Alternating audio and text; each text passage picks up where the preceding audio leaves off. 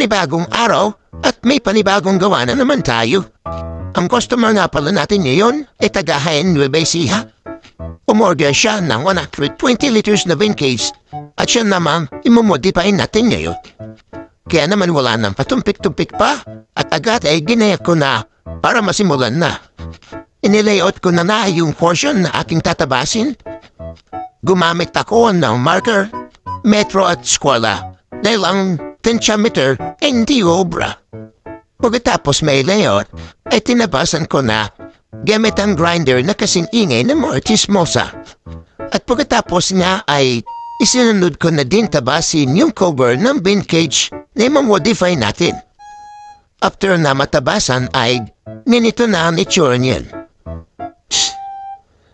Next step naman ay akayasin ang mga wrap portion para mas maging presentable.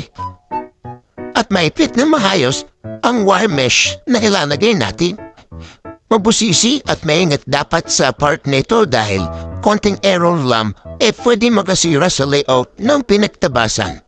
O sa kabilang banda, pwede masaktan o masugatan. Pagkatapos mapakinis ang mga wrap portion, ay sunod ka naman tinabas ang wire mesh gamit ang grinder na kasing ingay ng Mortis Mosa.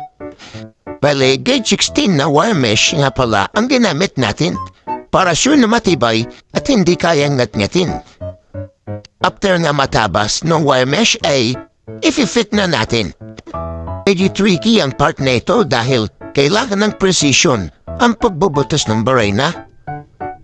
Medyo malapit na ito matapos at kung nanonood ka pa rin sa part na ito, ibig sabihin ay nagustuhan mo ang video ko. Konting lambing, pa-like and share mo na din.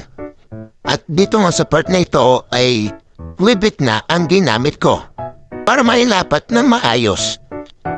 Masakit sa kamay pero ayos lang kasama yan sa proseso. Para sa last part ay pinix ko na din ang cover ng bin. Pag nakaraos na ito ay ayos na ang boto-boto. Gamit ang ribbit na masakit sa kamay ay sa bukas natapos ko din ang cover ng bin. At para sa final touch ay ikinabit ko na din yung holder ng drinker. Pagkatapos ng madugong magbahan ay ito na ang finished product natin. Samahan niyo ako ulit sa susunod na video at ito ay di-deliver natin papuntang Jaén Nueva Ecija. Maraming salamat sa panonood at Godspeed sa inyong lahat.